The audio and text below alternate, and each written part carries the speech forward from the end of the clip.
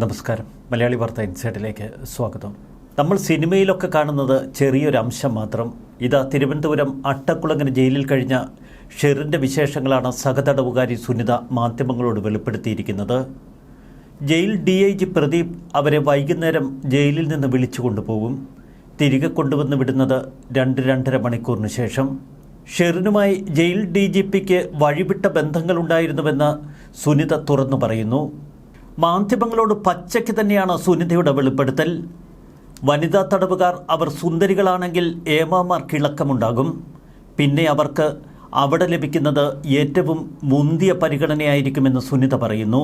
ഇതാണ് ഷെറിൻ്റെ കാര്യത്തിലും സംഭവിച്ചത്. ഷെറിൻ അട്ടക്കുളങ്ങര ജയിലിൽ കഴിഞ്ഞ ആ വിശേഷങ്ങൾ കേട്ടാൽ നമ്മൾ തലയിൽ കൈവച്ചു പോകും. തികച്ചും VIP പരിഗണനയാണ് അട്ടക്കുളങ്ങര വനിതാ ജയിലിൽ ഷെറിന് ലഭിച്ചത്. അട്ടക്കുളങ്ങര വനിതാ ജയിലിൽ സൂപ്രണ്ടടക്കം എല്ലാ ഉദ്യോഗസ്ഥരും വനിതകളാണ്. എങ്കിലും ഇടയ്ക്ക് നമ്മുടെ ജയിൽ DIG പ്രദീപ് സാർ അവിടെ എത്തും. പ്രദീപ് സാറിൻ്റെ പൊന്നോമനയാണ് ഷെറിൻ എന്ന് സഹതടവുകാരി സുനിത പറയുന്നു. പ്രദീപ് സാറിനെ കണ്ടാൽ പിന്നെ ഷെറിന് ഇരിക്കപ്പുറതിയില്ല, ഉടനെ ചാടിപ്പുറപ്പെടും. ഷെറിന് ജയിലിൽ മൊബൈൽ ഫോണും കണ്ണാടിയും മേക്കപ്പ് സാധനങ്ങളുമെല്ലാം ഭദ്രമായി സൂക്ഷിക്കാനുള്ള അവസരമുണ്ട്. ഒരു ബക്കറ്റ് നിറയെ ആയിരക്കണക്കിന് രൂപയുടെ മേക്കപ്പ് സാധനങ്ങളായിരുന്നു ഷെറിൻ സൂക്ഷിച്ചത്. വലിയ കിടക്കയും തലോണയും വീട്ടിൽ നിന്ന് കൊണ്ടുവരുന്ന ചൗക്കാളവും മറ്റെല്ലാ സൗകര്യവും. 5-6 ജോഡി വെള്ള ഡ്രസ്സുകളൊക്കെ നല്ല വില കൂടിയത്. സംസ്ഥാന മന്ത്രിസഭാ യോഗം ഷെറിന് ശിക്ഷാ ഇളവ് ചെയ്തതിന് പിന്നാലെ നിരവധി വിവാദങ്ങളാണ് പുറത്തേക്ക് വമിക്കുന്നത്. ഷെറിന് ജയിലിനുള്ളിൽ ഇത്രയധികം VIP പരിഗണന ലഭിക്കാനുണ്ടായ സാഹചര്യമാണ് സഹതടവുകാരി വിശദീകരിക്കുന്നത്. 2013 ശേഷമുള്ള കാലഘട്ടത്തിലാണ് സുനിതയും ഷെറിനും അട്ടക്കുളങ്ങര വനിതാ ജയിലിൽ ഒരുമിച്ചുണ്ടായിരുന്നത്. സുനിതയുടെ തൊട്ടടുത്ത സെല്ലിലായിരുന്നു ഷെറിൻ കഴിഞ്ഞത്. എന്നാൽ ഷെറിന് സ്വന്തം വസ്ത്രങ്ങളും മൊബൈൽ ഫോണും ഉൾപ്പെടെ പല സൗകര്യങ്ങളും ലഭിച്ചിരുന്നുവെന്ന് ഇപ്പോൾ സഹതടവുകാരി പറയുന്നു. ആഴ്ചയിൽ ഒരു ദിവസമെങ്കിലും അല്ലെങ്കിൽ പല ദിവസങ്ങളിലും രാത്രി 7 മണിക്ക് ശേഷം ഷെറിനെ സെല്ലിൽ നിന്ന് പുറത്തു കൊണ്ടുപോകും. പുറത്തു കൊണ്ടുപോകുന്നയാൾ അത്ര ചില്ലറക്കാരനല്ല, ജയിൽ DIG തന്നെയാണ്. 2-2.5 മണിക്കൂർ കഴിഞ്ഞാണ് പിന്നീട് ഷെറിനെ തിരികെ കൊണ്ടുവന്ന് വിടുന്നത്. ജയിലിൽ ഭക്ഷണം വാങ്ങാനൊന്നും ഷെറിന് ക്യൂ നിൽക്കേണ്ട ആവശ്യമില്ല. 3 നേരവും അവർ പറയുന്ന ഭക്ഷണം ജയിൽ ജീവനക്കാർ പുറത്തുനിന്ന് വാങ്ങി നൽകും. സ്വന്തം മൊബൈൽ ഫോണൊക്കെ ഉള്ളതുകൊണ്ട് ഇഷ്ടം പോലെ ഫോൺ ചെയ്യാം. തടവുകാർക്കുള്ള വസ്ത്രമല്ല ഷെറിൻ ധരിച്ചിരുന്നത് എന്ന് സഹതടവുകാരി ഉറപ്പിച്ചു പറയുന്നു. പായ, തലയണ, മൊന്ത എന്നിവയാണ് തടവുകാർക്ക് ജയിലിൽ നൽകുന്നത്. എന്നാൽ ഷെറിന് പ്രത്യേകം കിടക്ക, പ്രത്യേക തലയണ, കണ്ണാടി, നിറയെ വസ്ത്രങ്ങൾ, ആയിരക്കണക്കിന് രൂപയുടെ മേക്കപ്പ് സാധനങ്ങൾ തുടങ്ങിയവ കിട്ടിയിരുന്നു. എപ്പോഴും ലിപ്സ്റ്റിക്കൊക്കെ ഇട്ട് ഐലൈനറൊക്കെ ഇട്ടാണ് ഷെറിൻ്റെ നിൽപ്പ്. ജയിലിലെ മുന്തിയ ഏമാന്മാർ എപ്പോൾ വരുമെന്ന് ഷെറിൻ അറിയില്ലല്ലോ. അതുകൊണ്ട് തന്നെ എപ്പോഴും അങ്ങ് ഒരുങ്ങി നിൽക്കും. ഇതിനെതിരെ സൂപ്രണ്ടിന് പരാതി നൽകിയെങ്കിലും അതിൽ നടപടിയുണ്ടായില്ല എന്ന് സുനിത പറയുന്നു. പിന്നീട് കൊച്ചി ബ്ലാക്ക് മെയിലിംഗ് കേസിലെ പ്രതി ബിന്ധ്യ തോമസ് ജയിലിലെത്തി. ഷെറിൻ്റെ ഫോൺ പിന്നീട് ബിന്ധ്യയ്ക്ക് കൊടുത്തു. കാരണം രണ്ടും ഒന്നിനൊന്നും മികച്ച സാധനങ്ങളാണല്ലോ. ബിന്ദിക്ക് ഷെറിൻ്റെ ഫോൺ കൊടുത്ത സമയത്ത് താനത് പിടിച്ചു വാങ്ങി സൂപ്രണ്ടിന് പരാതി നൽകിയെന്നാണ് സുനിത പറയുന്നത്. പക്ഷേ നടപടി ഉണ്ടായില്ല. സൂപ്രണ്ടൊക്കെ ഒരു കൊച്ചുകുട്ടിയോടെന്നതുപോലെ വാത്സല്യത്തിലാണ് ഷെറിനെ കൊണ്ടു നടക്കുന്നത്. ഷെറിൻ എന്തെങ്കിലും ആവശ്യപ്പെട്ടാൽ അപ്പോൾ ജയിൽ ഉദ്യോഗസ്ഥർ എത്തിച്ചു കൊടുക്കും. എല്ലാവിധ ക്രമീകരണങ്ങളും ഏർപ്പെടുത്തി കൊടുക്കണമെന്ന് പ്രദീപ് സാറിൻ്റെ പ്രത്യേക ഉത്തരവുമുണ്ടല്ലോ. പിന്നീട് ഇക്കാര്യങ്ങളൊക്കെ ചൂണ്ടിക്കാട്ടി ജയിലിലെ പരാതിപ്പെട്ടിയിൽ താൻ വിശദമായ ഒരു പരാതി ഇട്ടുവെന്നാണ് സുനിത പറയുന്നത്. ആ പരാതിയും ഉദ്യോഗസ്ഥർ കാര്യമായി എടുത്തില്ല.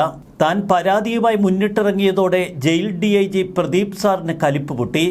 എന്നെ പ്രദീപ് സാർ അടക്കമുള്ളവർ ചോദ്യം ചെയ്തു, ഭീഷണിപ്പെടുത്തി. 1 മാസത്തിന് ശേഷം ജയിലിൽ നിന്ന് ജാമ്യത്തിലിറങ്ങിയതിനു ശേഷം അന്നത്തെ DGP സെൻകുമാറിന് ഈ വിവരങ്ങളൊക്കെ കാട്ടി താൻ പരാതി നൽകിയെന്നാണ് സുനിത പറയുന്നത്. എന്നാൽ അട്ടക്കുളങ്ങര ജയിലിലെ അന്തേവാസികളെ അപമാനിക്കുന്ന രീതിയിൽ ഞാൻ പ്രസ്താവന നടത്തിയെന്നും എനിക്കെതിരെ നിയമ നടപടി കൈക്കൊള്ളുമെന്നും സെൻകുമാർ സാർ എന്നെ ഭയപ്പെടുത്തി. ഇക്കാര്യങ്ങൾ പറഞ്ഞ് ഒരു നോട്ടീസ് എനിക്ക് ലഭിക്കുന്നു. ഇതോടെ വിവരാവകാശ നിയമപ്രകാരം ചില വിവരങ്ങൾ തേടി. ഷെറിനെതിരെ കുലക്കുറ്റത്തിന് പുറമെ കവർച്ചാ കേസുമുണ്ട് എന്ന് ഞാൻ മനസ്സിലാക്കി. അങ്ങനെയുള്ളവർക്ക് പരോളിന് നിയന്ത്രണമുണ്ട്. എന്നാൽ 1 വർഷത്തിനുള്ളിൽ തന്നെ ഷെറിന് പരോൾ നൽകിയിരുന്നു. ഇത് വിവരാവകാശ പ്രകാരം ചോദിച്ച് മനസ്സിലാക്കിയതോടെ ഷെറിന് സൗകര്യങ്ങൾ നൽകിയതിന് ജയിലിലെ 2 ഉദ്യോഗസ്ഥരെ സെൻകുമാർ സാർ സ്ഥലം മാറ്റി. ഇതൊക്കെ പക്ഷേ താൽക്കാലിക നടപടികൾ മാത്രമായിരുന്നു. ഞാൻ വീണ്ടും വിവരാവകാശ നിയമപ്രകാരം കാര്യങ്ങൾ തിരക്കിയപ്പോൾ ഷെറിനെ അട്ടക്കുളങ്ങര ജയിലിൽ നിന്ന് നേരെ വിയ്യൂരിലേക്ക് അയച്ചു. ജയിലിൽ പെരുമാറ്റ ദൂഷ്യമൊന്നും കാട്ടാത്തവർക്കാണ് പരോളിന് പരിഗണന പോലും. 20 വർഷത്തിലേറെയായി ജയിലിൽ കഴിയുന്ന 5 or 6 സ്ത്രീ തടവുകാരുണ്ട്. ഇതിൽ കണ്ണിന് കാഴ്ചയ്ക്ക് ബുദ്ധിമുട്ടുള്ളവർ വരെയുണ്ട്. അവർക്കൊന്നും യാതൊരുവിധ ഇളവുകളുമില്ല. ഷെറിന് ഇറങ്ങുന്നതിൽ പരാതിയൊന്നുമില്ല, അവൾ ഇറങ്ങിക്കോട്ടെ. പക്ഷേ 20 വർഷമായി ജയിലിൽ കിടക്കുന്ന പലരുമുണ്ട്. അവർക്കൊക്കെ ഇളവ് ലഭിക്കണമെന്നാണ് സുനിത പറയുന്നത്. ഗണേഷ് കുമാർ എന്ന മന്ത്രിയെക്കുറിച്ചും സുനിത ചില കമന്റുകൾ നടത്തുന്നു. ഗണേശേട്ടനെ ഈ പറയുന്ന ഷെറിന് വലിയ കാര്യമാണത്രേ.